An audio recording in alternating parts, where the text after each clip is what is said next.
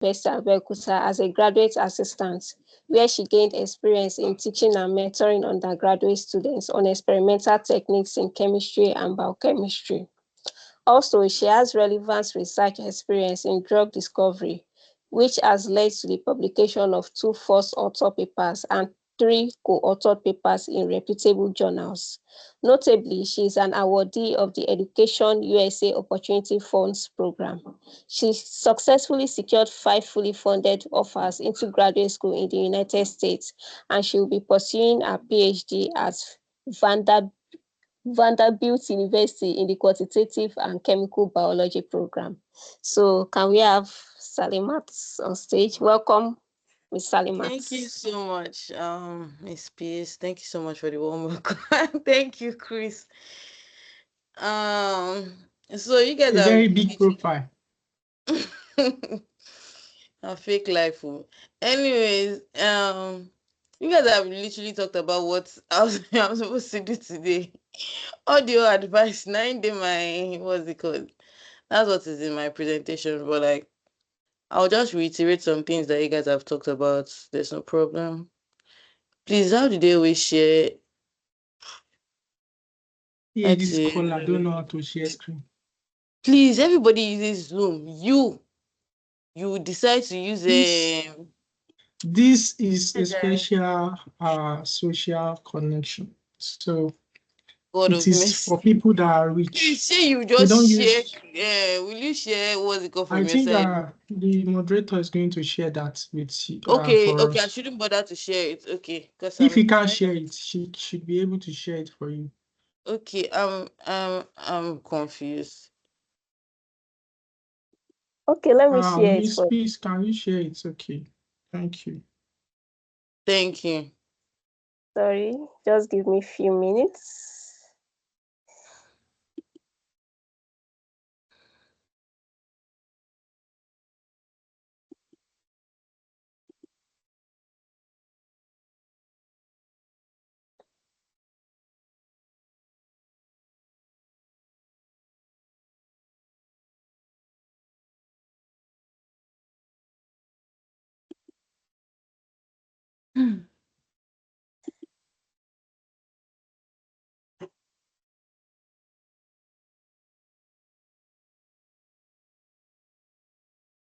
Okay.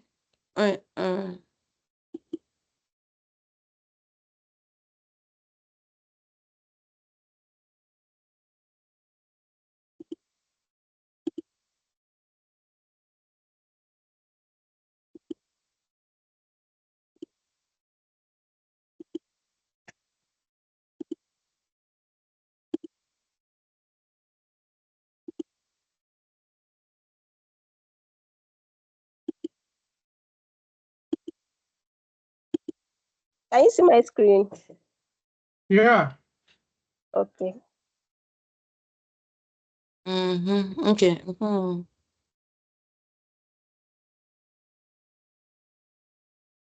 Should I move to the next slide? Wait. I'm coming. Sorry, please. That's so fast. Uh, okay. Um. Yeah, I can see your screen. All right. Miss Peace has introduced me. So my name is Salimat. Hi, blessings, and hi everyone, every other person.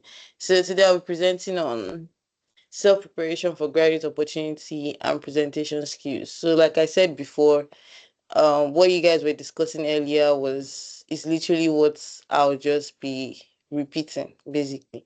So, and I believe that because you are here, you're already on the process, you're already on the path to preparing for graduate opportunity, and that's really nice to see. But yeah, I'll just be sharing some few tips on how to navigate this path that you're on. Next slide, please. So yeah, different graduate opportunities to seek for um as an undergrad. You are in your final year, right, Pa? Yes, Okay. ma'am.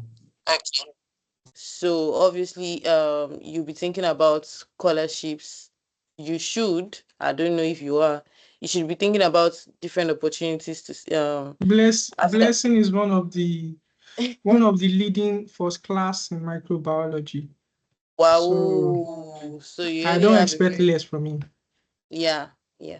So I definitely, for you Yeah. to even be here, I don't expect anything less because you're already on the path, like I said. So you should already be thinking about things like this.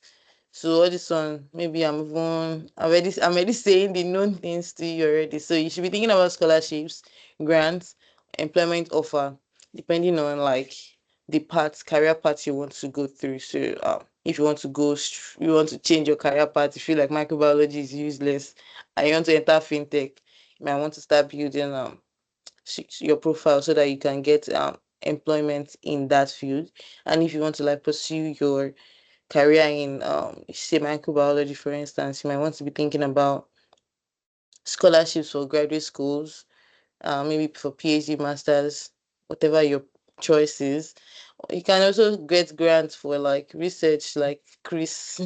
This is to apply. Anyways, next slide, please.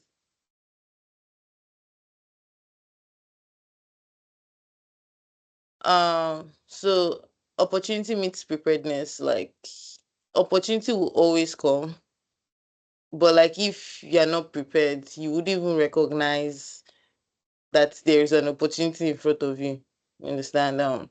Somebody with if you keep sending all these scholarship link to somebody that is not like visualizing, say for instance, someone that wants to go to graduate school, and you're sending links of all this, apply to this. Obviously, it's an opportunity you're sending to them, but like they are not aware that it's an opportunity because it's not something that crossed their mind. So yeah, if you're prepared and you have like a set goal, you would or recognize those opportunities that come to you, and then you'll be able to like harness them. So how do you plan to meet your career goals? Next slide. So first is like identify your goals, clearly describe your goals, like not general goals, specific goals, like you want to something you want to become like a researcher in the next 2 years, you want to work in Merck, you want to work in this, you want to be by this time next year I should be in graduate school. Those are specific goals, not general goals like I want to jackpot. What's the route you want to? Is it school? Is it graduate school? Like that. That's just too general. That's not specific. Or you're just saying, oh, I want to be rich. Okay, how do you want to be rich? You understand? So know your goals, identify your goals, and let them be clear and specific. Next slide. So once you've already done that, you need to like do a self-assessment. I think this is a really hard thing to do. People don't even like they always ignore this part of assessing what you have, what's actually like how far you've come and what you need to like build up on. It's very hard for people to like criticize themselves, or it's like you're trying to see, okay, this is where I'm lacking, this is where I'm not lacking. So as hard as it is to do, you still have to do it. You need to weigh, oh, am I if you know your goals already, say you want to become like a researcher, for instance, and you should already like identify, oh, what do I need to become a researcher? Oh, I need to have done this, I need to have done this, I need to be good at this. Or say you want to apply for graduate school, for instance, you need to like know that, oh, I need to build my CV. So what should be in my CV? I need to have good grades, I need to have leadership experience, I need to have research experience. So you need to like weigh them, okay, my grades, obviously, yeah, maybe yeah, first class student. So okay, that one is 5 points.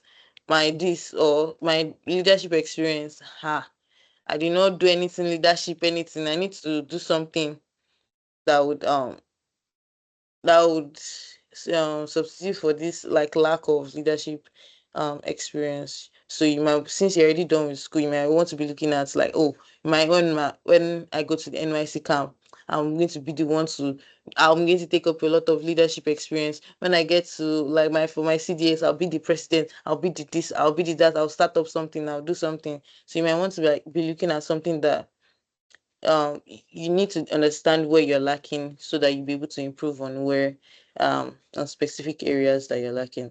So next slide please. So I'll just know you're following. Are you following me? Are you following me, Blessing? Yes, ma'am. All right. So afterwards, you create like a plan. So yeah, like I said, you are, since you already know. I don't know if you know what specific career path you want to go to, but like if you have like an immediate goal, say for example, like you want to go to grad school. That's like the example that I'm just using. So you already know that okay, this is, you have to research the requirement and qualifications needed for that career path, or that for that path to get to that position. Or you want to even be like a senior researcher. What do you need to do to become a senior researcher? If you know that, oh yes, I'm very interested in research, but I don't even want to be the one doing that research, but you know that, oh, I still have to get my PhD, but maybe I might even need to get an MBA, or maybe I might need to get, you need to like have like a, you have to create a plan so that you know what you would achieve. You set milestones for yourself that okay, for now I'll first pursue my PhD. After my PhD, or maybe at the end of my PhD program, I'm going to just do MBA for like a year or two, so that when I'm applying with this and this, so that they can give me this senior role first, blah blah. I don't know, you know, you have to strategize. But for this example now, say for I used uh, while I was creating this PowerPoint, I just thought about maybe for graduate school, say, you're lacking in your research experience, so you might need to say, I need to publish like 2 papers and present at 2 conferences this year or something like that. All right. Next slide.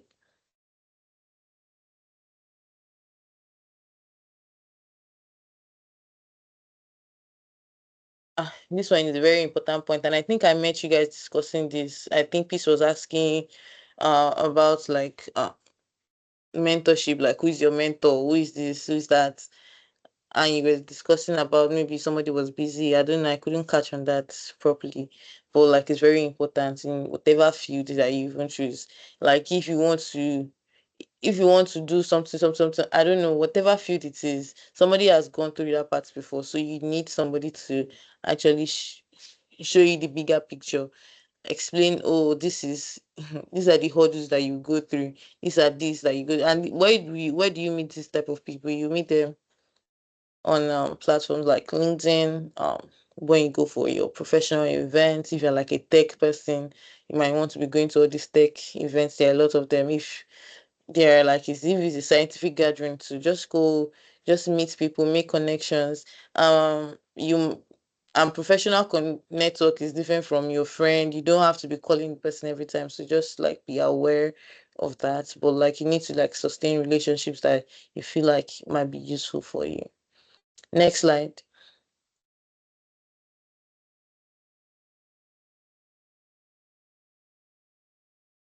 Next slide, please. Okay, so continuous learning and skill development. Learning does not finish. Skill development does not finish. Even the biggest person you see is trying to get one thing or the other. So who are you to not try to like develop yourself? Like I said, this one is like, I think is actually something I've said before. So uh what's this? Waiting in the lobby. Should I accept this? Okay.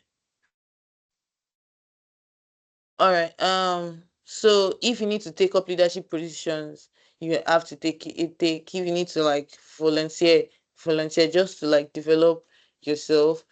And if you feel like okay, you might want to be branching to a new field, like you said, or maybe you have experience in immunology, and now you want to like start having experience in one other, I don't know, one other field. You might want to take online courses. You might want to attend workshops. Everybody takes online courses. and people attend workshops, and just like this one, you're harnessing this type of opportunity too. So you continue to like learn and continue to develop your skill. So next slide.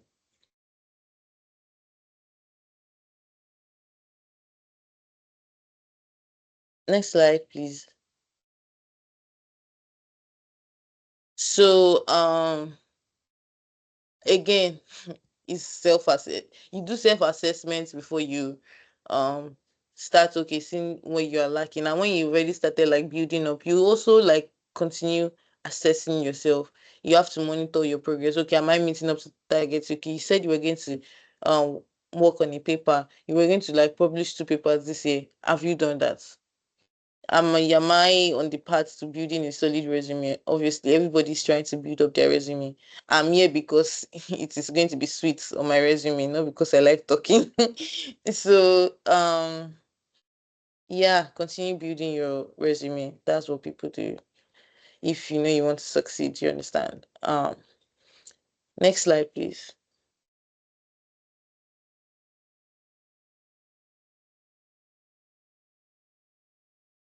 Next slide, please.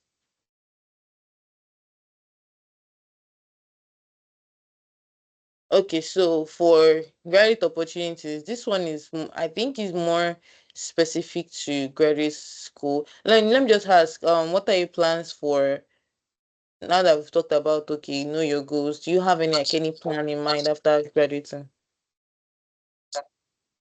Yes, ma'am. Okay, so what's your plan? Um, how to participate in my PhD straight in US. Okay, okay, cool. All right then. Okay, that's cool. So you by now you should probably start preparing some document. Because you might be working. Okay, you're in your second semester, but Yes, yes, yes. okay, and you still do NYSC if you wish to. So like one one of the things that you should start preparing right now as another. Can you mute your mic already? Okay, ma'am. Okay, so one of the things that you need to like start preparing as an undergrad right now is probably letter of recommendations. That's leaking asses of your professors, because you will need them. You will need them a lot. Right now, you should have already like identified like 3 to 4 people that you be like, oh, I'm going to use these people. Let me quickly like be leaking their asses, so that when I ask them for for their help in the future, you would be able to like they'll be able to like deliver for you, because letter of recommendation is really a big deal. I During my application, like I said, I got into 5 schools, but like I applied to lots of schools, and people always ask me how I got like my letter of recommendation. It's always hard for some people, very hard for some people, because of they didn't create like some relationship with people that's that would help them. So letter of recommendation is really a big deal. So you need to start putting that into consideration. I think that is what you might start preparing right now. Your transcript is probably not complete already. Academic CV you can start, but there's still a lot of things that you see. Yeah, you can start. First draft is never always bad. Okay, first draft are always terrible, but like you start from somewhere. Start maybe your first draft of all of these things, and you keep building on them with time. Because when you keep seeing them and you keep seeing, you see the rubbish you've written with time. Because you won't identify rubbish until like you put, like until like there's a time, what's it called, in it. Like when you write something and you might think it's nice, but when you go back to it in like 3 weeks, you see, oh, what's this rubbish I just wrote? So obviously you can start your first draft of all of these documents I listed here. So definitely, next slide.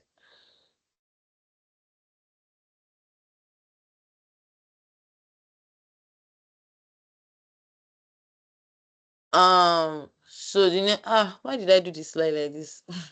Presentation skills is the next one I'll be talking about. Um, just for to reiterate, if you ever need guidance on graduate school application, I think we are all available to assist you.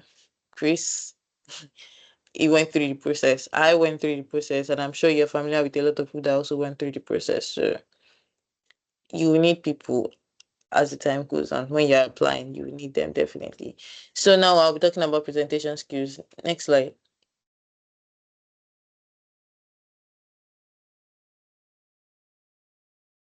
Next slide. Okay. Presentation skills, this by definition, like is the ability or quality necessary for creating and delivering a compelling story or discovery that effectively communicates information and ideas. Um, you kind of get the drill.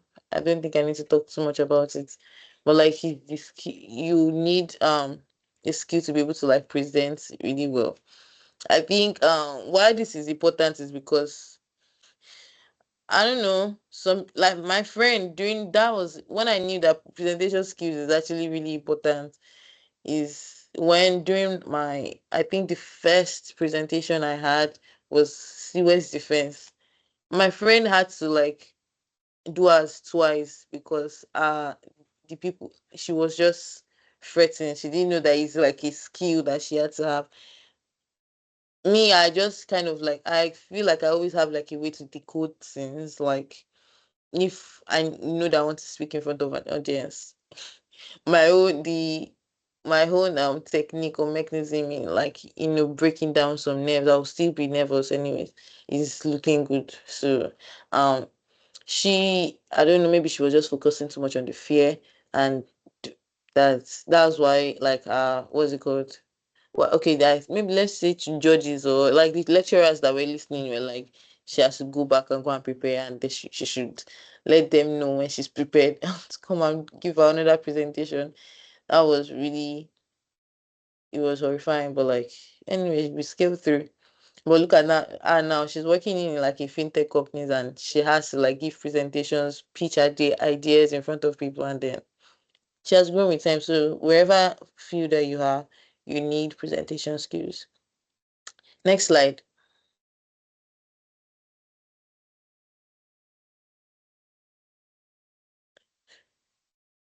No, my presentation skill matters as an academia. If you're in academia, if you want to go into the academia or research intensive environment, you need presentation skills to communicate research findings, because I think that's one of the qualities of a great scientist. If you can be able to communicate your findings to people, if you're just doing research and you're not telling people about your research, are you really, what's it for? It's not to impact people.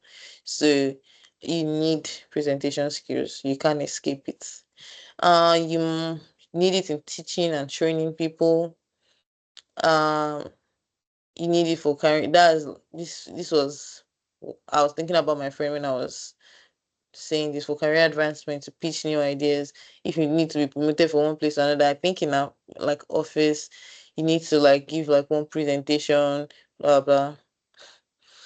You also need presentation skill is also applied in job interviews, because you have you have a lot to say, and it's something that really need to prepare for, and you need to deliver it eloquently. So I think presentation skill can be applied to job interviews. Next slide.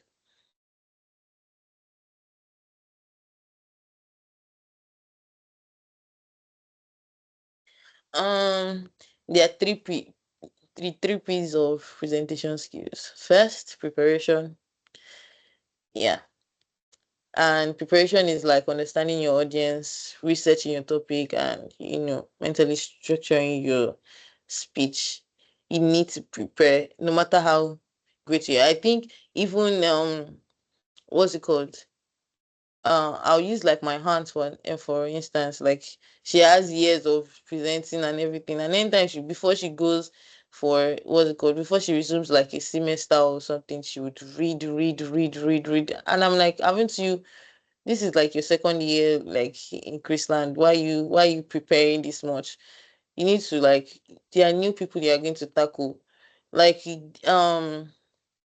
I think probably that time that she was reading a lot, Chrisland like added more people like that. What she would For reference, Chrisland is a school where she works. I also worked at Chrisland University, and my aunt that I'm referring to right now, she's a lecturer and she has been a lecturer there for a while. So like, and before like a semester begins, she would read about like the course content and how she's going to like, teach her students. So no matter where you are, you need to prepare. You need to prepare before presenting. So I think it's very important because your audience might be different for different circumstances. You understand? So I need to like research your topic more. Some advancement might have occurred. So and you need to like prepare just so that you structure your speech very well. The next P is practice. Um, Obviously, constant practice will build your confidence and make you say the right things that you want to say. So yeah. And then the last P is performance. Uh, that's how you deliver your speech. So three P's again are preparation, practice, and performance. And they're in that order. So you have to prepare, you have to practice, and you have to deliver. So next slide.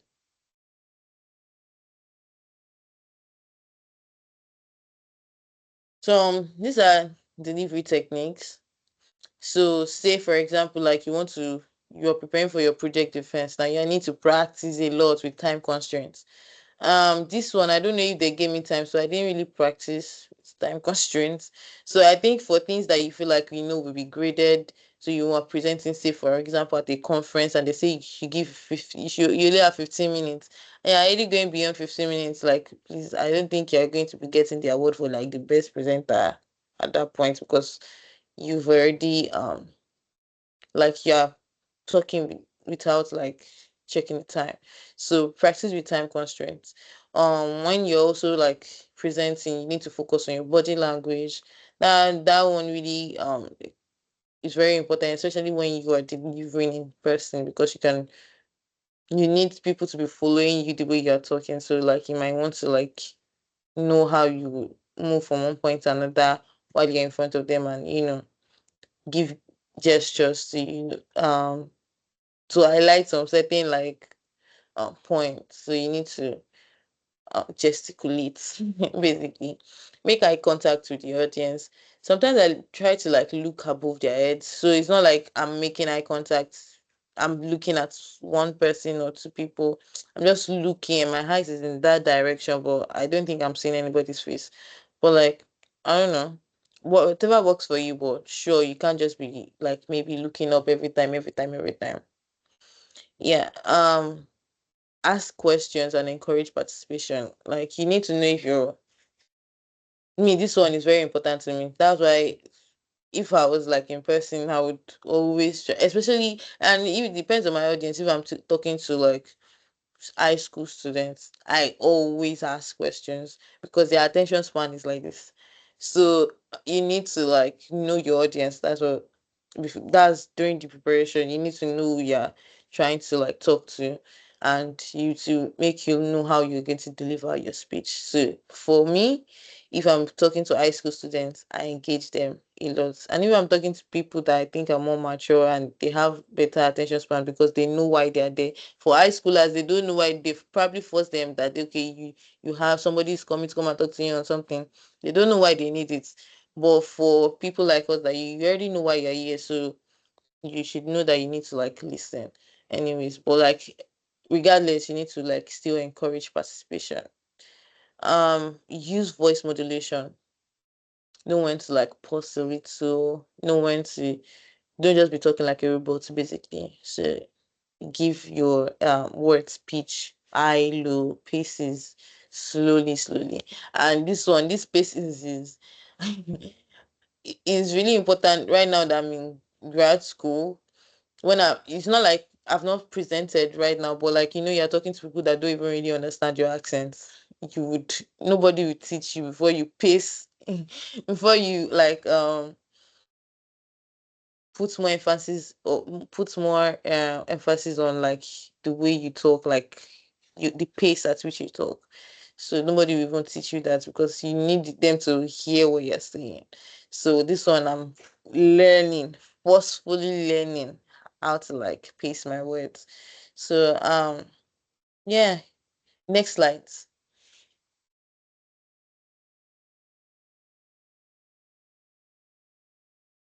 Next slide.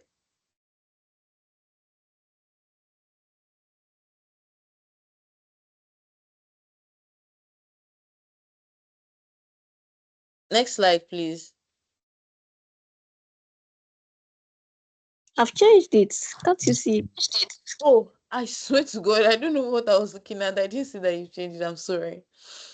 Common mistakes to avoid. Okay. Maybe because I was not Chris put off his. I thought the network was bad. I think Chris put off his camera. I One of mean, I think you are familiar with my face, so you want to see my face, I guess. yeah, but like I was already thinking that something is wrong with my network. So when I didn't see your face. So common mistakes to avoid. Reading directly from the slides. I guess if you're presenting, I think I tried to avoid this while I was speaking to you. I didn't read directly from my slides, except with like bullet points. If you need to like, you need to talk on each point, so you shouldn't read directly from your slides.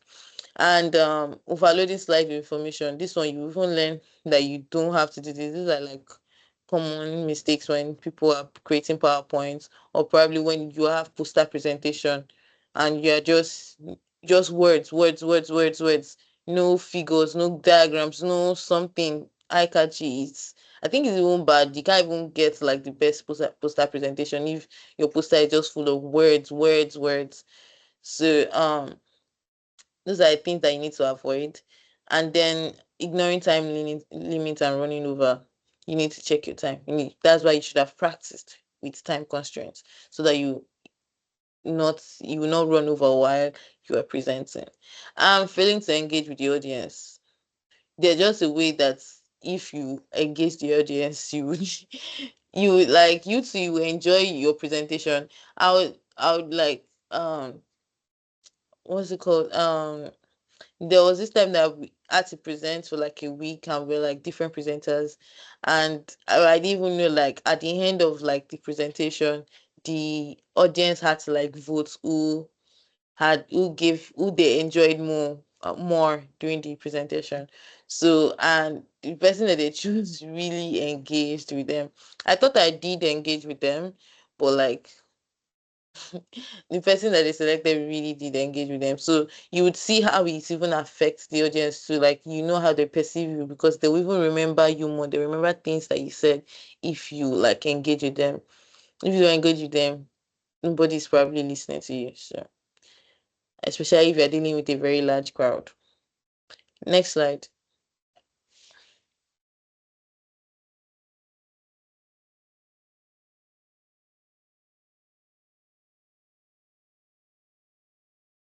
And when I say engage with them, it's not like at every point you just be like, um, engaging with them can be like, say, for example, the way I'm telling stories, like something relatable. The way I'm saying, oh, personal things like for myself, that oh, when I was doing this, my friend did that. Is you are engaging with the audience more.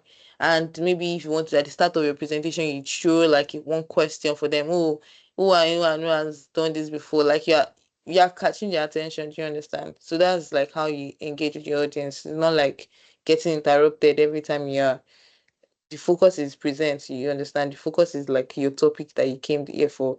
So don't divert so much because you're trying to engage with your audience. Like you still stick to the topic, but in a way that your audience will enjoy it.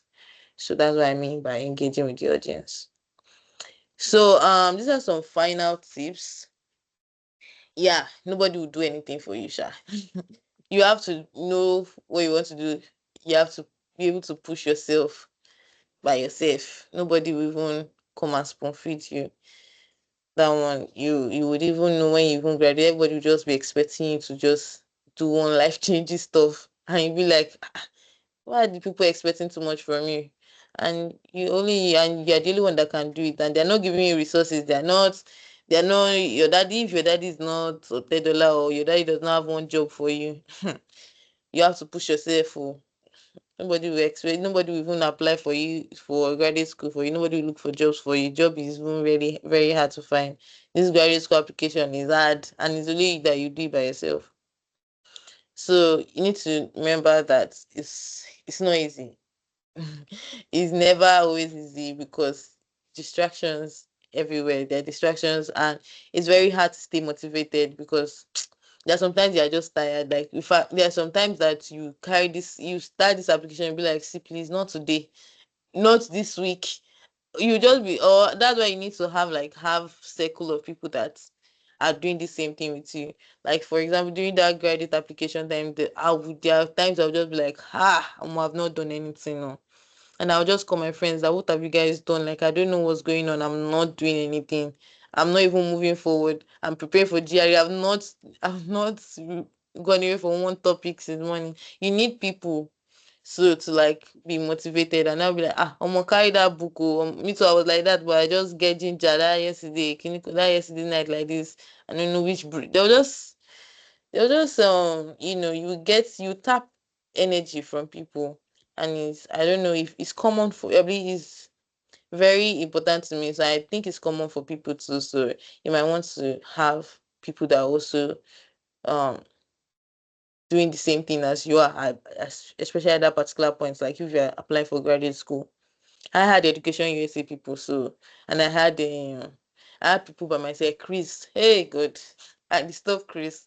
Chris, help me to come and check this thing. Chris, help me to do this thing. Anyways, so you need to get out of your comfort zone. Don't be scared to fail. Try it out first. I think I just started imbibing this rule later when after I graduated. Because if I came out of my comfort zone, I'd have been president of my department because I don't know why I try to escape all of those things, especially like all these leadership roles.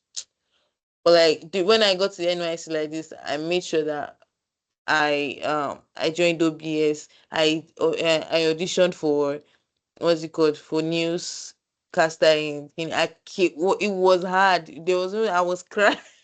I was crying when I was auditioning because I failed. I failed, and it's okay. So and they just gave and I had a friend that was working like she's a journalist anyways, so they just paired me with her that go and learn from her. I see that it's like you really want to like audition, like why are you crying if you don't know? It's like why I don't know. I just wanted to be able to speak out. I just wanted to be able to, read news, like all those. I just wanted to. It was not like the news was important to me. I was just challenging myself, and I was kind of like embarrassed that I failed, but it's okay. Um, Proper preparation really helps you to manage presentation nerves. I don't know if it's everybody that gets nerves, but I do get nerves sometimes depending on the audience. I guess if they're high school people, I don't get nerves. But if they're adults, that can I don't know those ones, they don't even care or they don't have feelings. I can be nervous depending on how large the size of the audience is. So, but like if you prepare very well, I think not I think it will definitely help you with your presentation nerves. This one it really helped me for my project defense. How I prepared. I didn't even know how I was just too confident. Like I was too confident. And I'm like, God, I was still scared before I entered this place. Like I'm not even scared. That one I don't even know if it's prayer because I always feel like there's sometimes like this I don't cast and bind it. But I think because I prepared really well. So proper preparation rather helps you manage your presentation now. So do you have any questions for me?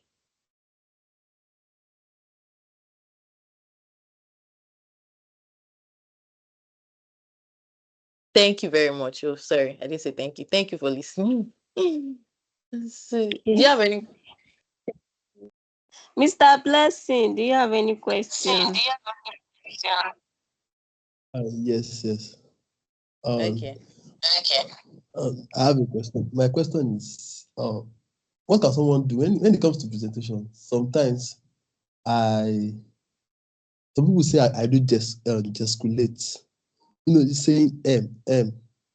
How can someone go about that and then come by it? I think everything still boils down to presentation, and you the fact that you're already self-aware that you're doing hem is already like a stepping stone, because when you're preparing, you know that, oh, I want to say less hem. I say hem too. I think I said a lot of hems here. I'm not sure, but like everybody has that what's that word they call it? Some people say some people say So like it's different for different people, but like you need to learn how to reduce it to a large extent. But it's not like it's going to completely go away. It shouldn't completely go away. I think for white people they pause a lot. Like they, instead of all this that we are used to, they pause.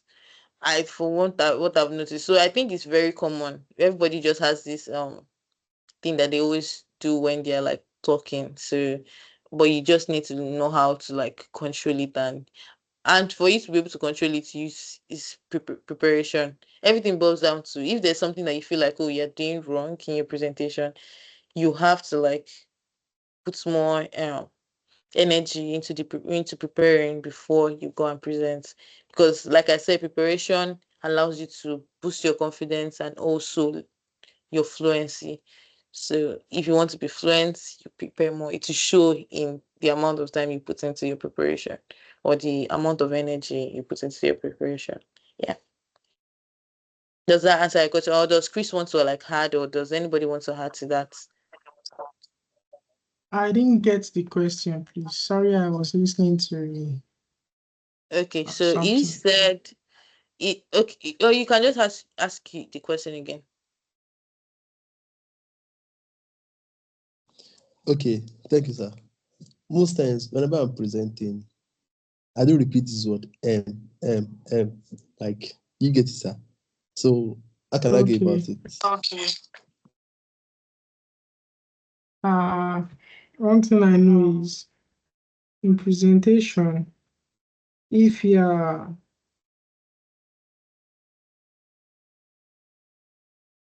someone that doesn't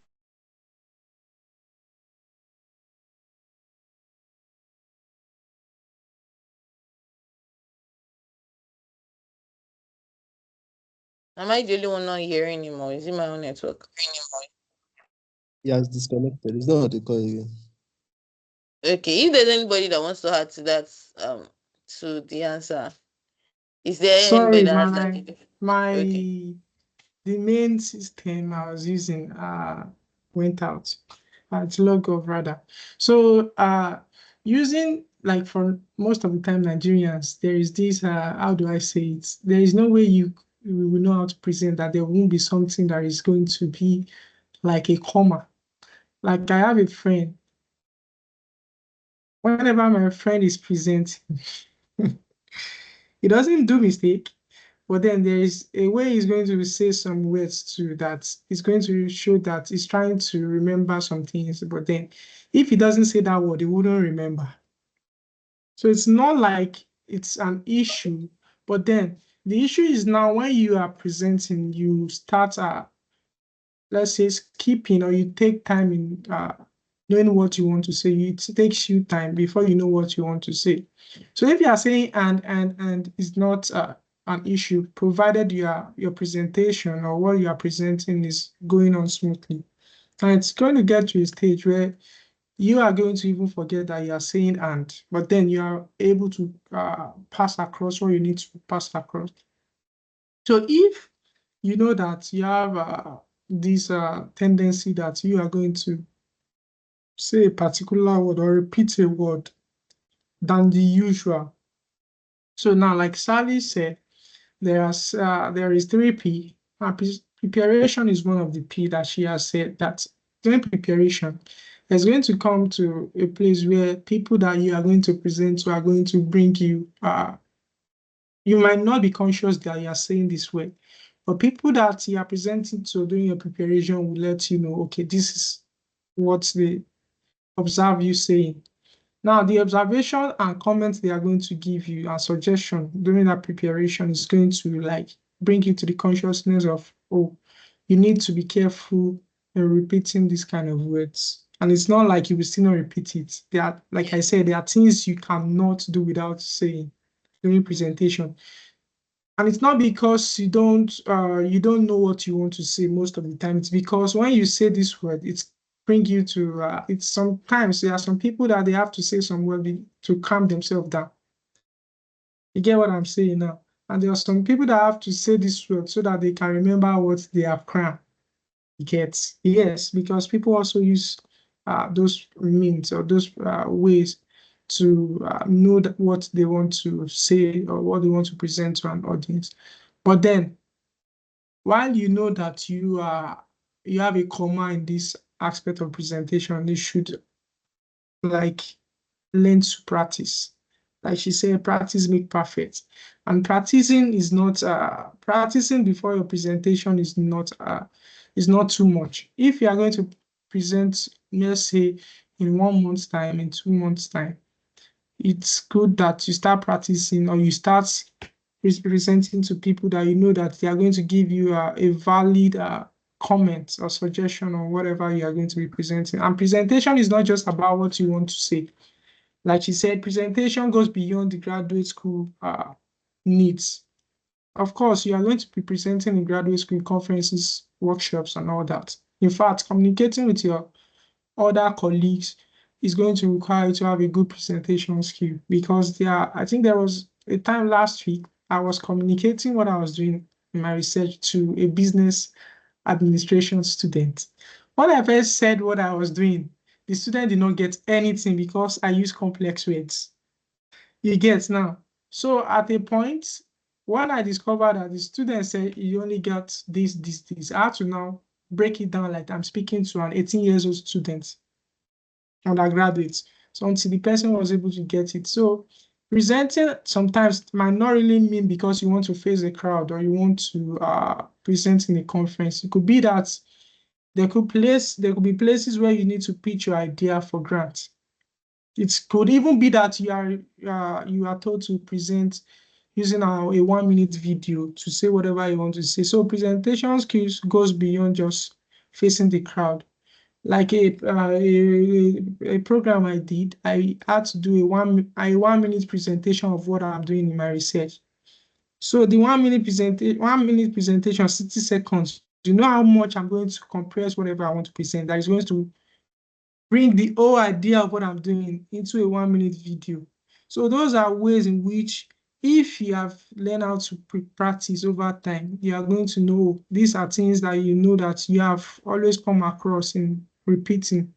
And if you know that, or if there are genuine people you present to, they are going to help you also minimize that kind of mistake. So there Mm-hmm. is no offense. There is no offense. But then practice is good. Practicing is good. Yeah. And just to like add So on to that, just like an illustration, I was part of like the interview panel for like Education USA, and one of the things that there was one guy that I remember that really that guy was really wonderful, and he stammers. And before he started, he was like, "I'm sorry, I stammer," and we're like, "Oh no, go ahead, that's not a problem." God, he stammers a lot. Like, and he was so good.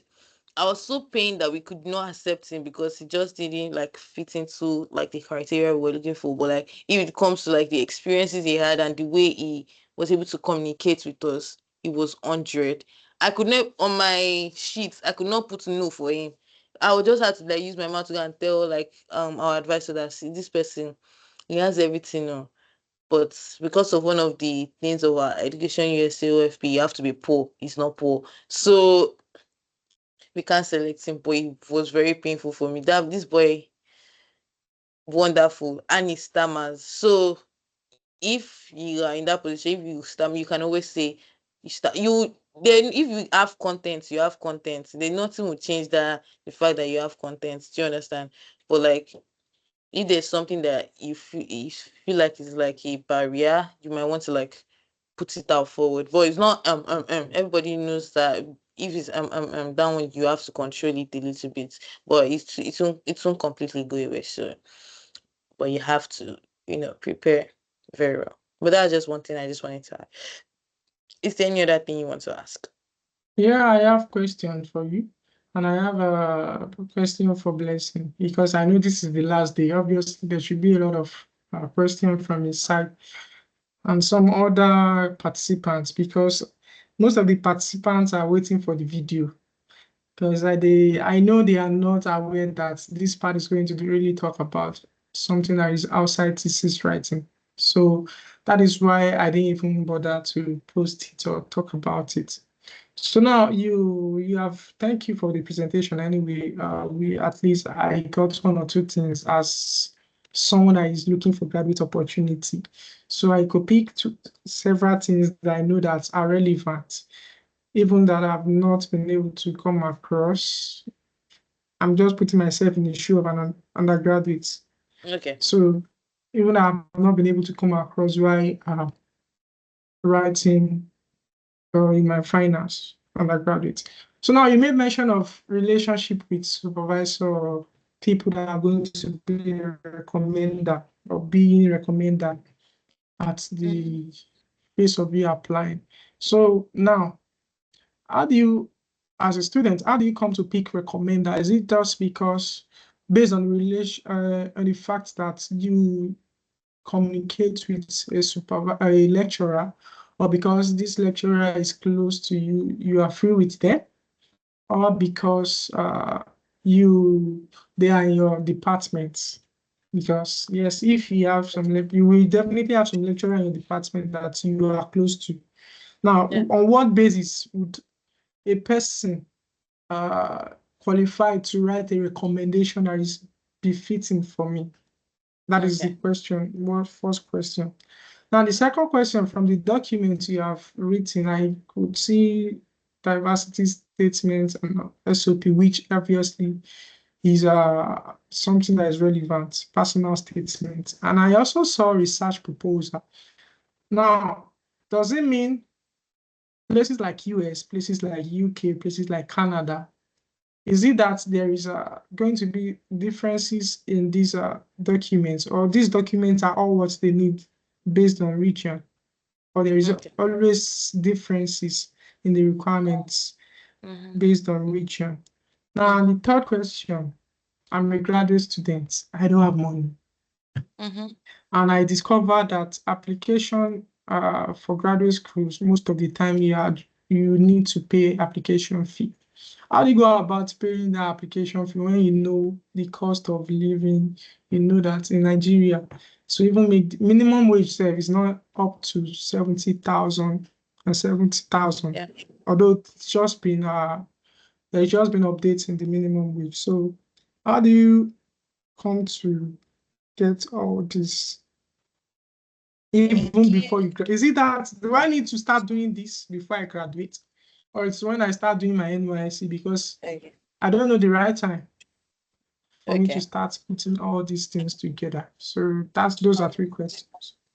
Okay. So first, to the first question for who can write the recommendation letter for you, and how can you build relationship with people that would write the letter of recommendation for you. So letter of recommendation is really important. And the question of why do you need a letter of recommendation, what who you will select as a letter of recommendation is, you would answer it by why are they asking for that letter of recommendation. They want you to, like, they need somebody to attest to all those jagbajantis you say that you've done, all those all those I have done this, I scored this. Somebody needs to say, yeah, definitely she did that. So the people that can write a letter of recommendation for you, and people that knows you to that capacity, that knows that, oh, you did this so research. Oh, I was even the what's it called? I was the supervisor of this person. I'm the research mentor of this person. So the person might not directly be your supervisor. It can be like, oh, my research mentor, the person that you, excuse me. Oh, Blessing is out of the room. He just joined. Okay. Oh yeah. Okay, so I was talking about who can write a letter of recommendation for you. So just to rewind a little bit. Um person that can write a letter of recommendation for you is somebody that can attest to the things that you've put on your CV, the things that you've put in your SOP that you've done. So it's someone that knows you to that capacity. For instance, your project supervisor. So it can be like your academic mentor. Can be probably if you're working like in an institution doing your NYSC and you have like collaborations with your supervisor, or the person just knows your research experience per se. Because me, I kind of use somebody that I worked with her because she was doing her PhD. So I worked with, so you need to actually foster one. There has to be something that would bind you guys together. Is it that, oh, you worked with this person on the project, and the person can then add on to say, yes, I worked with her, she worked with me with so project. Also, she also worked on the project that I mean, like, about. Do you understand? Like, she knows about like some projects that I've worked on independently, and she was like my research advisor. So not necessarily like she was on those papers, but she knows me to that capacity. Do you understand? So for uni right now, if there's somebody that's taking you on a course that is relevant to the field that you want to go to, you might want to like, and you are doing well in that person's course, you might want to like quickly build one or two relationship, and just do something that that is out of the box. Say for example, sir, ma, do you have like a master student that is working on that? Um let me shadow that master student. Let me shadow like a PhD student that is working on that.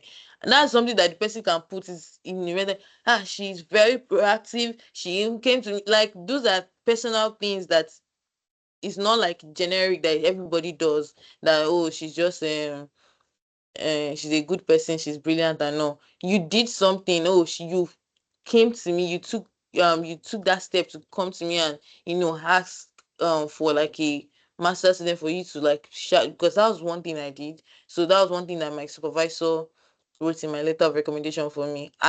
Before I started begun my project, I shadowed like a master student first before I started working under him, and that was something that we really highlighted in our like letter of recommendation. So you might want to like build, and I knew that okay, I would need that line. So I kind of like plan towards it. So if there's something else that comes to your mind and be like, oh, this person, I want this person to write a letter of recommendation for me. Okay, what can I do that okay, what can I do now that it will be like a very tangible experience for him to put on my letter of recommendation. So those are the things that you want to put in mind, especially right now as an undergrad, because right now you have that power to like build what will be. Right now I don't have the power to build what's my undergrad lecturers will put in my CV again, because my letter of recommendation again, because that time has gone. But right now you have that power to do that because you're still in school. So you might want to do something that will be like, oh, so can I work with you? Then something you're working on, let me just work with, because you know that you might want to use that person for a letter of recommendation, because person has to like be relevant to your research endeavors or your career endeavors. Do you understand? That's for letter of recommendation. And two, what was the second? Oh, okay. Yeah, research proposal, those documents that I highlighted that are required for graduate school opportunity. That's for applying to graduate schools. So no, not all schools will ask you for that. It's the so like for the US or United, because my application was really based on the like United States. It's they don't ask you for, the most they can ask you for is SOP, um letter of recommendation, some people ask you for SOP and personal statements. Some people will still ask for diversity statement on top. One even ask for SOP, personal statements, research statements, diversity statements. So it depends. That research proposal, I did not come across it, but I know people that came across it. But it's not like in the application portal itself. So there are like different routes to like also getting this admission into schools. Yeah, I don't know if you know about code emailing and like emailing a professor to like, oh, so I see you're working on so. I would like to like work with you. I have this experience, and our research aligns. The person can just tell you to like, some do you have like a research proposal? Do you something like that? So that's why I put research proposal, because if you create that relationship with that professor, the professor can just add on to say, oh, I like this, I like what you're doing, and person will even start working with you even before you even leave Nigeria. I think Chris can relate to this. I think I'm talking about Chris's thing. So the person can start working to you before you even leave Nigeria, and the person will just be like, oh, just apply to, just do this, do this, do this, do this, and when it's done, you're just going to come over to this place. So that's one. That's those are ways you can get like admitted of get scholarships or full funding into schools. So I didn't go through that route. I didn't experience that route, but some people did. I think Chris can attest to that, because I think he had to like maybe write like a research proposal, and he was already communicating with like a professor um who then put him through, I think, the application process and applying for the scholarship, and that's what is you that's where he is right now. So that's why I put that research proposal, because it can also be like a key to open that graduate school, that opportunity. Do you understand? So but for the US, typically in on the application portal, it's just limited to those SOPs, personal statements, CV, letter of recommendation. But for most schools, they just ask you one thing that is very important is SOP, CV, letter of recommendation. Then people that want to add adjust size, they will add like all these diversity statements, research statements, and they have a prompt.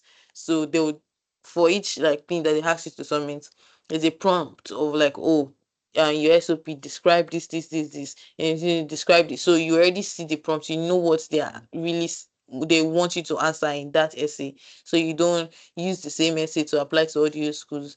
So schools for their own SOP, they'll say like, this is what we want to see in your SOP. This is what you want to see. So you read the prompt, and then you would write your essay based on those points. Um so, and then for the last question, that's for application fees. Very is very important, because you might want to apply to a lot of schools, and these schools require application fees. So one way you can go about it is that before, like, let me be, maybe not right now, maybe doing your NYC. I'm not sure, depending on when you want to apply. I don't know if you are applying for fall of 2025, that's next year. You might want to start like looking for, oh, if it's next year, the application portal for this one I'm about to talk about has closed. So if you want to apply for fall 2026, there are initiatives like Education USA Opportunity Fund Program, and there's also iScholar initiative too. So these programs, they help like people from, you have to like demonstrate that you're from a low income background, and also like an high achieving student, because they want to help you. So they'll help you with your application fees payment, also like paying for like your GRE and your maybe any standardized test that you might want to write. And for Education USA, they also help you to pay your visa fee, your service fee, and your flight ticket, and also give you some small cash that you hold when you're coming to the United States. But for the Education USA, you have to be applying to only USA. So that's why I only apply to only USA, because I'm a and I'm an awardee of Education USA Opportunity Fund Program. So they paid for all of this, and I have to only be applying to education only schools in the United States. But for iScholar, you can apply to schools from any different like region, but they won't pay for your flights, and they won't pay for your visa or whatnot. They only pay for your standardized test and application fees for a limited amount of schools. It's not as if you'll be applying to 20 schools and they will pay for 20 schools. So another way you have to do is like request for application fee waiver, which is very important, because you what no matter the program you get into, nobody can pay for the numbers of application the application fees for all the schools that you'll be applying to. So you have to be the one to go out of your way to also request for application fee waivers from these schools. You email the graduate coordinator, or the program email the graduate coordinator, that's like the coordinator of the whole graduate school, for application fee waiver. If that one does not answer me, I will email the coordinator of my program, say I'm applying to chemistry program, I'll email the coordinator of the chemistry program for application fee waiver. And some schools you might have to like attend events for you to get the application fee waiver. Like they their program might be hosting like an event that will come to this graduate information session. We want to talk about our program and why you should apply. So like if you attend those type of programs, they might like reward those attendees with like, oh, apply to, since you attended this session, just email us, or we'll email all of you guys with the application fee waiver code that is very particular to you. So those that your application fee waiver might not be applicable to somebody that did not attend that event. Do you understand? So those are ways that you also for application fee waivers. So another way is if you have money, you can pay off your pocket. I applied to 17 schools and I only paid application fee for one school. So it's possible to get application fee waiver. So I didn't even use Education USA. They didn't pay. I didn't later use them for my application fee waiver for paying application fees. The one school that I paid for, somebody else paid for me. So it's a like it's very possible to, you might never need the help of all these ISI or Education USA in paying application fees, but you might need them for like GRE. That's very expensive. And maybe other things too, like Education USA, your flights, your visa, your service fee, and all. So yeah. And if you want more information about Education USA Opportunity Fund Program and you intend to apply, you can apply again this year. It's run out. So it's next year, March. And for I Scholar Initiative, it's January. So that January 9, you might want to be looking out for them. And for Education USA, you might want to be looking out around that March 15th. And the application only opens for 2 weeks. So you have to even start preparing your document before the time, because you only have 2 weeks to submit. And I think for ISI, I think the application opens for like a month. Yeah. So thank you for that answer, which is very informative and it's good. I think the last question I asked, I think you have not made mention of that. That's how soon can I start as an undergraduate? Is it during my NYC, or Okay. because I know where I'm going, I have Yeah. to start now before I even graduate? Yeah. So if you know that you're going to get all your documents before, say right now you're in your final year, if you're an undergrad, if you know you're going to get all your documents, say before um September, October, you can apply, because most application opens like September, October, and close December. So you have to have like, and one thing that might hold you down is your transcript. So as an undergrad, so that's why you might not be able to apply depending on your school if your transcript is not ready. It's very Okay. important. Yeah. So thank you for that. I think in terms of transcript collection, FUTA is okay, because I think a week or a month, but I don't think it's up to a month after my graduation, I got my student copy of Okay. my transcript. So I think to some extent, there should not be issue with that. Yeah, you can definitely So, apply. thank you so much. We appreciate your time. So we know that you have a lot to do, and we did not take your attendance here for granted. So I don't know if there is any other question from anyone that might be relevant for graduate opportunity. There's a lot of questions, but I don't want to ask questions. I think Blessing I should have be a the one question. in position to ask. Yeah. So go ahead, please. I have- Number one, what about the email address to use? Can I just use an official email address? Because the official email address from FUTA, I don't really like it. Carrying my matric number, you get it. So can I just use maybe a Gmail, For a application, Gmail? yeah. For your own application purposes, you can use your Gmail. I use my Gmail throughout. I also have like my school email and I didn't use my school email because I hardly check I hardly check that email address or something. So I use my own personal email address, but obviously that your Gmail, it has to like be a confirm, like a not Mr. Pixie 246 kind of.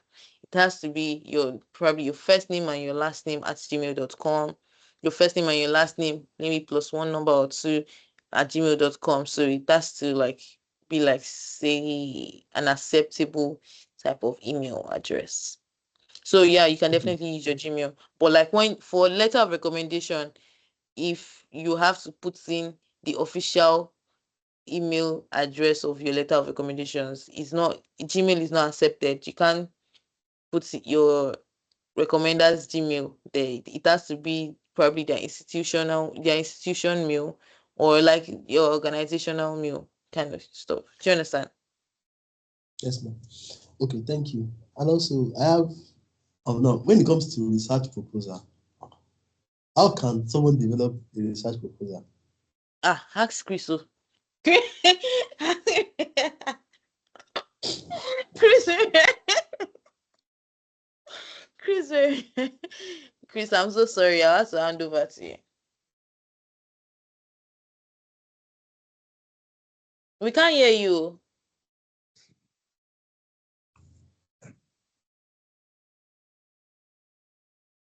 You're Sorry muted. for that. Okay. Yes, I know. Thank you for pushing that question to me. Now, when Sally was presenting, Sally Matt was presenting, she made mention of something. I think Peace, our moderator, also made mention of it. That what is your interest? So I'm not going to be saying a lot here because that is another training.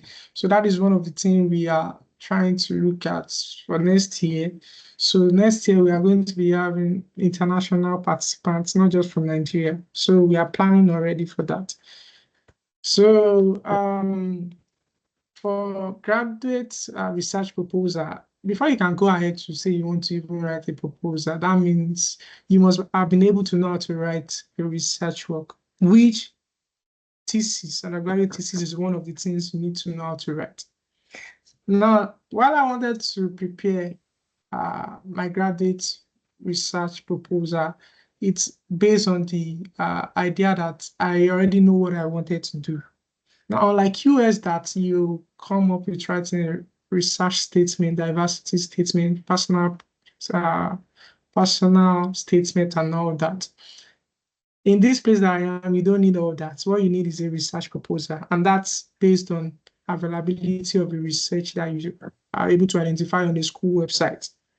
So they have done it in such a way that there is summary of the research that is available for students to come into to conduct in the lab. But before a supervisor can be confident that you will be able to know what you want to do or have idea of what you want to do based on all the uh, paparazzi Salima said you have written in your CV. Your proposal is going to be an evidence that you really know how to write. Now, your thesis might be something that you have contracted out to someone to write for you. Your CV, you might have contracted it out. But now your proposal, they believe you should have a level of idea, a level of understanding of what the research is all about. Then you have to come up with at least 5-page proposal. Now, in a proposal, it's just like a summarized version of a thesis, but then it's not a thesis. You get now. A proposal will have a title, it's going to have the summary, introduction, it's going to have the method, it's going to have the impact of research and long-term benefits in such a way. And sometimes they also have to come up with funding or financial expenses that is going to be coming up with that kind of research with references. So now it's a summarized version of a research. So sometimes research proposal, it looks like you are writing a grant application too. You get now. So because all these documents they have word limits. And because they have word limits, you should be able to write something that is striking, something that is specific, and something that is not too generalized. Now, in a research proposal, too, you also have to come up with key concept of aim that you think you want to achieve. Now, this is not the final proposal to the research you want to conduct. It's just to give the supervisor that is willing to take you into his lab or a lab that you have idea of what you want to do and how you can do it. You can even eventually get to the lab and start modifying what you have written or adding to it, which is always going to happen. But then that proposal is beside your CV, your certificate transcripts, it's also a pass mark for supervisor to say, oh, you are good enough. You guess now. Writing a proposal is not something we can just discuss and get everything tonight. It's going to really take us through like several months of training or mentorship in that. So just to summarize it, a proposal is like 4 to 5 pages. Like for University of Melbourne, I think their proposal, the least amount of pages is 3 pages. That means you don't need to write so much story. You have a title available on their website. They expect that you come up with a rationale that is going to back up the title you've seen, and now you feel you can to conduct a research that is novel in that area. And many times, for you to know how to write a research proposal, that means you should have known how to go online and search for papers relevant to that topic. That is why topic creation, that was the title or topic we deal first on the first day of this training, which is relevant to whatever you need to do. And after you create your topic, you know how to search out article literatures that have talked about past works. Then you can now start identifying gap, knowing the kind of gap you want to resolve, whether it is a method gap, whether it is a rationale gap, whether it's a hypothesis gap, all that kind of gap in the research. So I think that is what you need to know how to do. And then, like I said, US doesn't really need you to write a proposal. I think a place that need you to write is sometimes Canada. Some supervisor in Canada is request for that. Australia, you need that. If you get supervisor, you definitely need that. And some places in China, Asian country. So beside that, I don't have idea if there's any other country that require students to write a proposal. So that's it.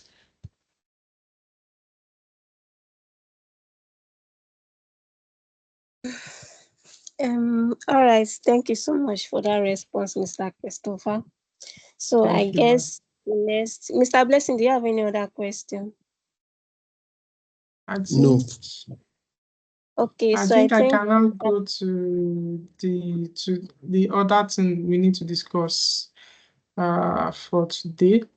I'm not going to be taking our time, and that is in the aspect of using a referencing manager. And one of there are several referencing managers that are being used today. We have EndNote, we have Zotero, we have Mendeley. But the one I'm going to be showing us tonight, or showing the participants tonight, is the Zotero, which is the one that is highly used beside EndNote. Now, Zotero, let me just share my screen so that you can all see. Yeah, sorry. Let me off this camera and put on this camera.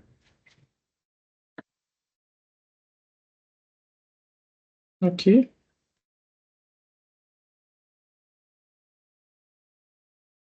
Entire screen. So this is Zotero. Now, Zotero is your personal research assistant, and this help you to is a tool that help you to collect, organize, annotate sites, and share research. Now, there are 3 steps or 2 steps you need to go through before you can use Zotero. And the first thing is having downloading the software. Now, because Zotero is a free software accessible without the need for you to start paying for subscription, you need to download it first. Now, you can see when I search for Zotero, I went to the main website, which is where I'm going to download Zotero.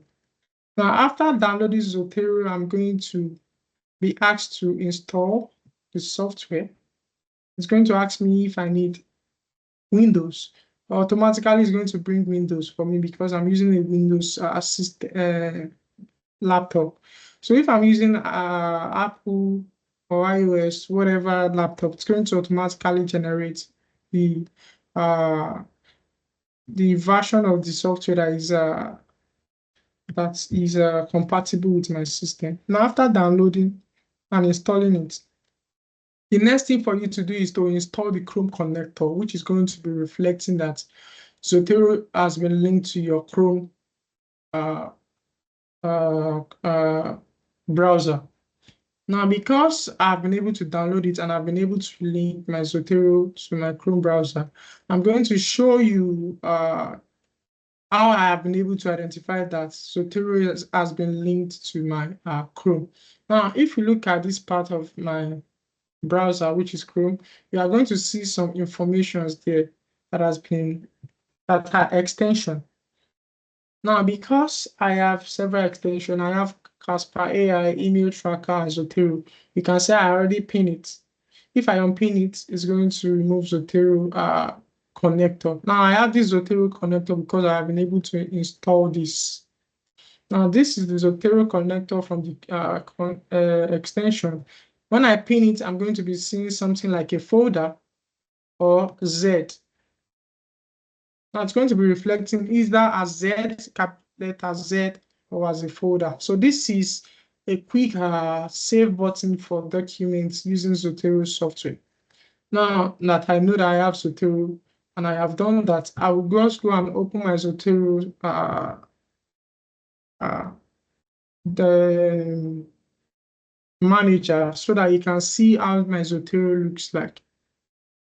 Now, after I've been able to install Zotero, another thing you need to know to do is that you have to register a document with Zotero, like a profile with Zotero. Because when you register the profile with Zotero, whatever you save here is going to be saved online in your profile. Now, this is a typical Zotero document, how it looks like. And I have several folders that is under my library. You get what I'm saying? So in each of these folders, these are folders that contain citation of research paper that has been used in some research article. You can see for AMR, you can see for edible insects, you can see for food loss, you can see for HCD, you can see for the students here, you can see Konu, leukemia, neuro, okra, and all that, and polymorphism. Now, before you can use this Zotero, like I said, after you've downloaded the software and you have installed the Chrome connector, the next thing that is required for you to do, is to open an account with Zotero. And how do you open an account? You open an account by coming up here and logging in. So now, because I already have an account with Zotero, I'm just going to try and open the account so that you can see my account with Zotero. You can see it's already logging. So I want to check my web library. So whatever is in my web library, I want to know. I want to see the reflection. So this is my web document. You can see this is the website. I'm checking directly from the web. So all these folder, all these the articles that I've downloaded in the time pass, you can see it is reflecting on my web. You can see it. Everything in this place is available in the web. So whatever I download in this Zotero software is going to be automatically saved online for me too. It's going to be automatically saved online. So let's say, for instance, I want to check Okra. I have 1, 2, 3, 4, 5, 6 articles downloaded on this for Okra folder. So let me check it on online, the folder for Okra. This is Okra. So I have 1, 2, 3, 4, 5, 6. So you can see that whatever I have in the Zotero software that is available in my system is automatically backed up on the web library. And that's because there could be time in which you might lose your Zotero software. So whatever you have here, when you upload or when you install it in another system and you are able to access your Zotero profile, you are going to get everything back. You get. So there is group, there is documentation. This group, this is where you can decide to talk to others or collaborate with others on research you are doing for your references that have been used. And this is a forum where you get to ask questions, where you get to see updates on Zotero software, and where you get to discuss, get notification, participate in discussion, and all that. So that is just that about this creating an account with Zotero. But now the main thing on how to use Zotero as a referencing software is that, when you are writing a research, it's going to get to a stage where you are going to need to start incorporating citation, in-text citation or bibliography of what you've conducted or what you are doing. And when you are doing this manually, number one, it's going to take you time. It's going to take you a lot of headache. At the same time, there is going to be a period in which you are going to forget or lose track of what you have cited or where you got your citation or the document you are using in your citation. So Zotero is a very easy software that is going to help you arrange, organize those sites and to also help you make your work look much more presentable. So now, like I said, let's say I have a topic, I have a research, I know what I want to write out, search on. I already have an outline of what I want to do. What I need to start doing is downloading research paper that's relevant to that questions or that area of research. So one of the web server that has been discussed in our last class is Google Scholar or Google Scholar or PubMed. So I'm going to be using Google Scholar to get a paper, for instance, on let's say viral load of viral infection cycle. Now, for instance, let's say these are papers that are relevant to whatever research I want to conduct. You get what I'm saying? And you are going to have to make reference to a past video that talk about how to go about doing this, but I'm not going to be telling us how to go about doing this. So now let's say this is one of the paper that is relevant to what I need to do, and I want to download this paper. So like I said, when you install your Zotero the other time and you install the Chrome connector, you are going to be seeing that the Chrome or the Zotero is going to be reflecting here. So the essence, the usefulness of this connector is that when you click on it, it's going to automatically highlight all the document on this page and ask you which one you want to save into your Zotero software. Now, because I just want to demonstrate, I want to open a new folder so that's going to show a new place where I'm going to be saving whatever I need to download now. So I'm going to name this folder virus. Okay, now this is viruses. I want to download new document into my virus folder. So now I'm going to go back to this browser. I'm going to click on this folder, which is going to show me that it's saved to Zotero.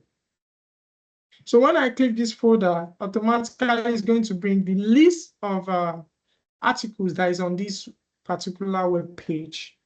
And because it is viral infection I need to download, what I'm going to do is I'm going to select just this. Let's say there are several articles on this page I need to download. I'm going to select them. So now let's say I selected 4 articles.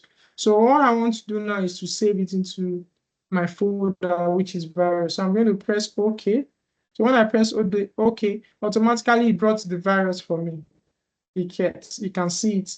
So when I click on this, it brought down the button for the folder. So I can decide to look for other folders that are in this my Zotero software to see where I want to save this document. So because I want to save in virus, I'm just going to click on virus and click on OK. Now, those 4 documents I selected on this web page is going to be automatically saved in my Zotero software, which is this. So these are the 4 documents. 1. Now you can see the information about the first document I downloaded. It's a journal article, the authors, the summary, the publication or journal name, the volume issue page, date, journal abbreviation, and DOI, URL, and all that. So this is for the first document. Now the second one, you can also see the information. The third one, you can see the information. And the fourth one, you can see the information. Now these are, let's say, documents I want to cite in my research work, for instance. This is a book section. So now let's say, for instance, in my document, I need to, let me open a document, and I've been able to write that, sorry for,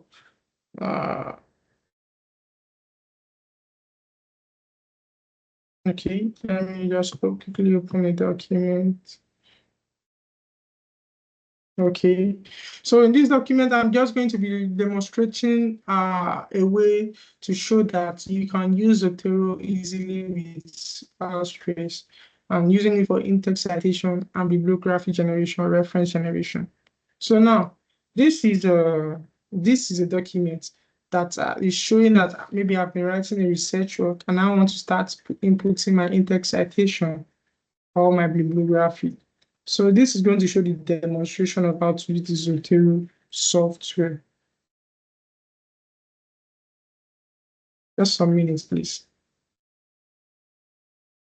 I think we have limited time, so I'm going to be fast about it so I don't take our time.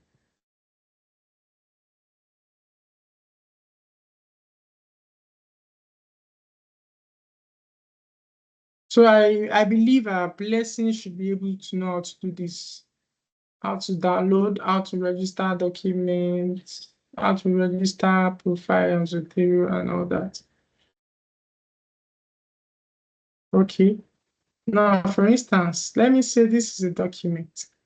This is the document that I've talked about spirituality, blah, blah, blah, blah. And in this first paragraph or this first sentence, I want to cite an article that I've been able to come up with this. Now, automatically, when you install Zotero on your system and you have the software, it's going to be showing that you have Zotero plugin linked to your Microsoft Word. It's automatically going to be linked, so you don't have to think about that. You don't have to worry about that. So now for Zotero, now what I'm going to do is I'm just going to click on this Zotero on this software, on this my Word document, and you can see I already put my cursor at the end of this sentence where I want to input this in-text citation. So you have your add or edit citation, add bibliography, documents, and preference. Document preference, refresh, insert notes on link citation. Now, before I start, one thing I would advise you to do, let me just bring this up. One thing I would advise you to do is that you should be able to know where or the kind of citation you want to use. So for you to know the kind of citation you want to use, most time it is required for you to go to document preference. So this document preference for Zotero is going to show you all the type of citation style that is available. Now I have limited citation style here that has been installed in this Zotero automatically while I downloaded it. But for me to look out for other citation style that might not be available on this platform, I'm just going to click on Manage Style. So when I click on Manage Style, you are going to see that it's going to bring this for me, the styles, and I can get additional styles. So there are thousands of styles on Zotero in which you can install into your system. So let's say you know the kind of Zotero style you want to use. In fact, there is 10,477 style found, and some of them are specific for journals. Some of them are specific for websites. Some of them are specific for book. So now let's say I want to use a citation style for a journal that is called In Silico. Let me try if it's going to bring it out. I'm just going to type the name of the journal. So it's going to bring the citation style for me if it's available on this Zotero software In Silico. Okay, so it's telling me there is nothing like In Silico on this Zotero platform. So these are the names that are related to what I've just written. So now let me now look for another journal that I know might be available. Let me say informatics. So it's going to bring any journal name that is informatics. And another thing beside that is you can see several fields here. There is anthropology, there's astronomy, biology, engineering, and all that. So now let's say I want to use a journal that is in the field of biology. I'm just going to click biology. I want to use engineering. I'm going to click engineering. So it's going to bring all these types that are unique to biology. So now I want to try out biology. So it's going to bring the journal names that are related to biology field or any other citation style that is related to biology field. So you can see it has reduced it from 10,000 to 1,054 style. So these are biology related journals. So the thing you can do now is to look out for maybe there is a particular journal you're looking for citation, you don't know how to go about it. You can just use this format to search. You get what I'm saying? So now I want to use citation style for, let me see, what's more common journal? Biochemistry. Now you're going to see how the citation for biochemistry look like. So this is a numeric citation that is superscript. And then the bibliography is showing that it's going to be occurring in brackets. The year is going to be inputted in bracket. The journal name is going to be abbreviated and italicized and all that. So these are the things you need to know on how to pick a journal or a style that you want to use depending on the journal you want to use for submission. Or if you are writing a thesis, it can ask you to use a APA's format, or you can be asked to use a Harvard format. You can be asked to use Nature format, Vancouver format. So I'm going to be using APA format, which is the American Psychology Association, and there is 6th edition, 7th edition. So I'm going to be using APA 7th edition. So I click on it already, and I'm going to click on OK. Now it automatically integrates this software to use the APA 7th edition. So now I want to, for instance, I want to cite one of the documents I have downloaded.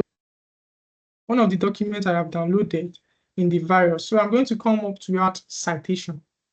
Now there are two ways. If you know the name of the document you want to cite, you can decide to type it out. Now you can decide to type it out. Another method is for you to use your classic view. Now your classic view is going to show all the folders and the documents in each of the folder. You can see it automatically selected the virus because that is the last folder we downloaded. So now I want to cite this person, membrane dynamic associated with viral infection. I've clicked on it. I'm going to press OK. So automatically it is supposed to input the, oh, sorry. This is where my cursor is. It should not be in this place. I'm going to be deleting this. So I'm going to be putting my cursor back here. I'm going to go back to use the classic view. And in my classic view, I'm going to be selecting membrane dynamic associated with this. Now you can see it's automatically putting the name of the person in this document based on this sentence I'm citing. So now let's say I want to cite multiple authors. I don't have to stress myself. I'll still have to go back to this place. You can see it's showing that one author is already cited. So I can still go back, click on classic, click on another author, let's say for instance this, and add it. This is another author. I change it. But I want to add multiple authors. So what I'm going to do is I'm going to put comma, and I'm going to put a space and come ahead to add classic view. I click on this and okay it. Sorry, just a minute.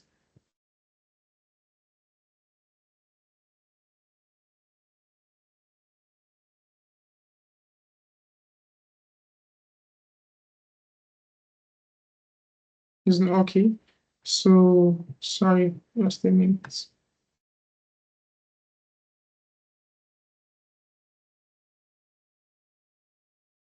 Okay, Robert.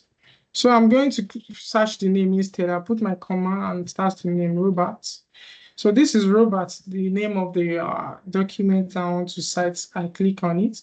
So you can see it's added it to it. So I put space. I want to search for maybe, let's say, another document that is relevant to this work. Let me see. Um, Let me say this is one of the documents, the name of the person I want to cite, or Adewusi. So I'm going to click on this. So you can see it's there, the Adewusi. But then because it's an upper format, it's going to be arranging the citation in alphabetical order. You can see from A to D to R. So when I click on OK, it's automatically going to arrange it. Then putting a semicolon just to separate the citation. So in this place too, I want to add the bibliography and in-text citation. I'm just going to click on this Santoro, add this. So you can see it's already included in it. So now, let's say I've done all this in my documents, my thesis, everything I've been written, arranged, and I want to generate the bibliography at the end of everything. What I have to just do is I'm going to use this second key to generate, which is the add bibliography. So everything I've been able to cite from the top to the bottom of this document, it's going to automatically be generated for me. So I have 1, 2, 3, 4. 4 in-text citations. So I expect to see 4 references underneath. So if I click on this, it's automatically going to generate those 4 references for me. So you can see it. This is 1, 2, 3, 4, arranged in alphabetical order. So now one beautiful thing about Zotero or every other referencing manager is you can use this to automatically change your citation style. Let's say, for instance, you submitted and they're asking you to change your citation style, that this is not what they want. They don't want part 7, they want you to use nature. So you just come ahead to change it at the document preference and go down to nature, find nature, click on nature, and you click OK. So it's automatically going to change everything for you. So in nature now, you can see it has changed it to superscript, numeric superscript. And this is 1 to 3, this is 4. And then the bibliography it has changed it to 1, 2, 3, 4. So it's a very work research organized. It's not going to take you time for you to switch from one citation format to another format. So that is just the summary. There is a lot, or there is more to how to use this and how to go about using it in situation where you have to, like, let's say, combine different documents. But we are not going to be talking about that in this training. You get what I'm saying? So that is that about in-text citation using Zotero. Now, let's say you are done with all the in-text citation and you don't want it to change, or you can make duplicates of this document, and you want to make this citation look as if you type it in it manually. So the thing for you to do is to unlink citation. So when you unlink citation, it's going to ask you to remove all the code that has been used to arrange this citation. So it's going to turn to manual. You can see before it was highlighting it, but now it's already manual. You cannot use it is not linked to Zotero algorithm that has been used to arrange it anymore. It is as if you have written it manually. So if you want to know that it's not manual, I have to undo it. You are going to see that when you click on the word, it's going to show like highlights. When I click on 4, it's going to show like highlights. When I click on this, it's going to show like highlights. Select everything at once. You can see it. Anywhere I put the cursor, it's going to select everything. But now when I unlink it and I click OK, it will not do like that again. That means it's showing as if I manually wrote everything, which is a way to save documents. If you want to save and you don't want it to start, you don't want to change it anymore. So, and I used to advise students, if they will do this, they have to duplicate their document so that they can unlink this citation. You get? And I don't see any reason for you to unlink your citation. Now, let's say while you are writing, I have undo it. Let's say while you are writing, you have added a new citation. You want to add new citation. Let's say in this place, I want to add new citation. For instance, I want to add one of the citation that is relevant to this part. So let's say, instead of Zotero, I will now put another person. I want to put Robert. So now I've added Robert. So you can see it has changed to theory. Automatically, it has updated itself. It has removed the citation number 4. This is citation number 3. So, but then when you do that and you notice that this thing is not changing, that is the essence of you to use refresh. So refresh is going to help you update the citation to show the changes you have made. But because this is something that is limited, I didn't change it too much. It was able to automatically reflect the change. You get what I'm saying? So this is all about using Zotero, and there are software, there are videos online on YouTube. There are resources on Zotero website itself for you to know how to use the software to conduct and organize citation for whatever you are doing. So it's also advisable that for every research you are going to do, you need to have a folder that is going to contain articles you have downloaded that is relevant to the research. So these are different research. These are some that you can see here, some are not here, some are in another software EndNote.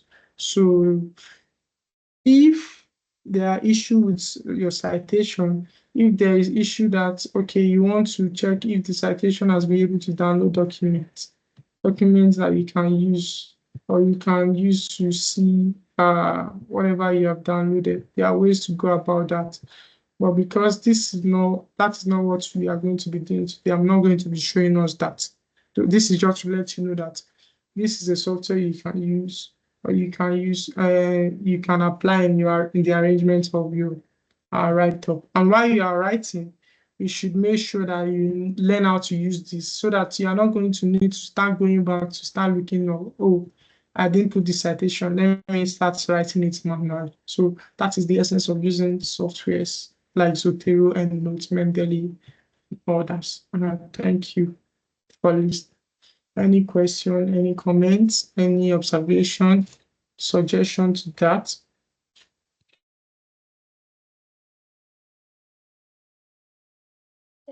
Thank you for that, Mr. Christopher. Mr. Blessing, do you have any question? Hello, Mr. Blessing. I think someone is raising. Okay, that means you should be able to use Zotero now. Am I correct? Mr. Blessing, are you with me or against me?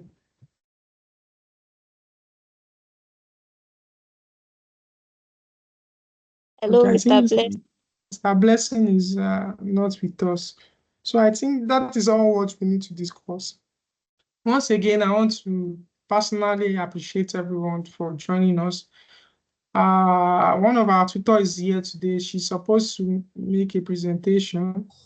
I don't know if she's still going to have time to present in the person of Ms. Ibukun Ata. Will you be able to present? Like, just summarize. Miss Blessing, are you here? Hi, Christopher. Good afternoon. Ma? Yeah, thank you. Is there anything you want to summarize for us? No, I think I've done the needful last week, actually. Okay, thank you so much. Okay, I think in the absence of any comments, is there any suggestion? Is there any observation? Is there anything you think we should on the put? I think that is going to be needed for you to send to us to our email. And like I said, I want to appreciate every tutors for joining us, every participant. Thank you for sticking with us for this 7 Saturdays of training on thesis writing and graduate assist, opportunity and presentation skill. And personally, I want to appreciate those that were able to join us through the training. It's really a privilege, and we are not taking it for granted. On behalf of B.Khrease Academic Consult and our partner in research, which is IBMT, we say thank you for joining us. We hope by next year we are going to be hearing wonderful news. And for those that are already doing those things that are relevant for their career progress, we wish you the best in whatever you are doing. And those that are coming up, we know that there's going to be a lot of things you might have not gotten through this training, but then this is a leverage for you to know that there's a lot of work ahead for you to do. And with training like this, we believe you have paid the sacrifice, and it should just be little for you to put in the work that you need to do, because you already understand that these are the things you have to come across. So it's just going to be easy for you, limited work in terms of stressing yourself on what to do and how to do it. So training like this, we are putting it out just specifically for undergraduates. And because we know Nigerian undergraduates now are taking opportunity to go outside Nigeria, so we now have to also help them or prepare them on how to come up with writing thesis that is going to be attractive. Like for me now, when I was applying for my graduate opportunity in this place, I was able to submit my thesis, which I think is one of the requirements. So if you have written a thesis that is rubbish from your undergraduate, you will know that it can hinder or disqualify students. So knowing what to do now as an undergraduate is going to set you prepare you for whatever you want to do, even if it's not research, even if it's in industry, you still have to come up with how to writing skill you get now, and how to organize or plan research. These are ways in which it's going to help you to know how to plan research. So thank you for joining us, Ms. Salima. Thank you for our moderator, Ms. Peace. Thank you, Mr. Lalekon. Thank you, Ms. Janet. Thank you, Mr. Blessing. Thank you, Mr. Tokwe. Thank you, Mr. Benson. Thank you, Mr. Emmanuel. Thank you to myself as the host and the founder of B.Khrease Consults. I want to say good night to everyone, good morning, good afternoon, wherever you are joining us from, and God bless you. You can always reach out to us through our official email on LinkedIn. And I'm going to also admonish the participants in our midst that they can go online on their LinkedIn. I think one of the things we didn't make mention or emphasize on is your social media platform as a student or someone that is going to be looking out for opportunity in the future must be active. You might not be posting content, but ensure that you are updated. You are sharing, reposting, liking, or commenting, so that whoever is going to be seeing your profile is going to know you are not a ghost online. And there are times that graduate coordinators get to look at profile of student that is applying for opportunity in their school. So these are things you need to know. These are things you need to also work towards also. And then if you are writing anything in your CV, you attended a conference, you go for a workshop, you attended a webinar, you publish a research work, please post it on your social media.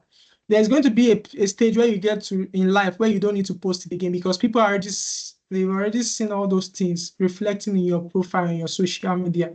So, but now because you are going to be looking for opportunity at the end of the day in the nearest future as a participant here, you need to start engaging using all those things to your own benefit, and that is how you are going to see that the visibility of what you are doing, people are going to really see it, and nobody is going to say, oh, you have not really done anything.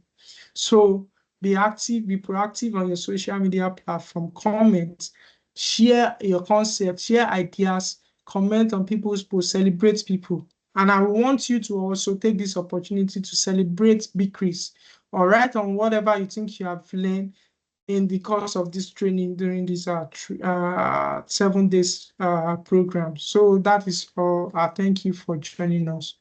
God bless everyone. Peace. And moderator, is there anything you want to add?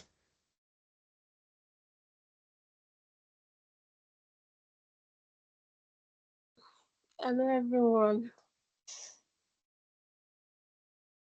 Hello, please go Yes, ahead. I Go think what ahead. I We wanted can to hear say, you. I already said it to Mr. Blessing. I already gave him one or two advice Okay. based on the program we've done.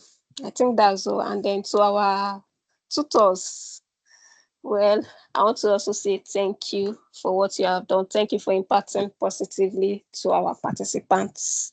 And also to you, our hosts. Also, thank you for providing this platform and the resources necessary for the success of this program. That's all.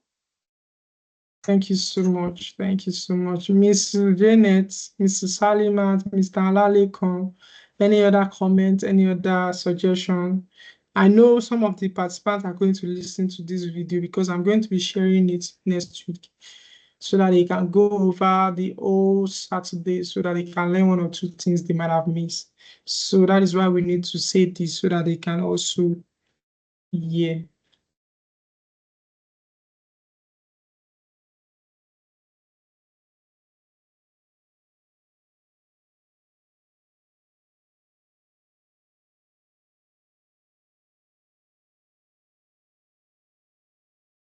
Is there any comment? If there's no comment, I would want to say good night to everyone and God bless us. Mr. Blessing, you can always reach out to me. I think you should wait after this meeting so that we can discuss our business. Miss Salimat, thank you so much. I know you are just waking up. I'm Thank you. very sorry Seriously. taking your precious time Thank preciously. you. Even Thanks say myself, that. Thanks say that I was woke serious. up I woke up today earlier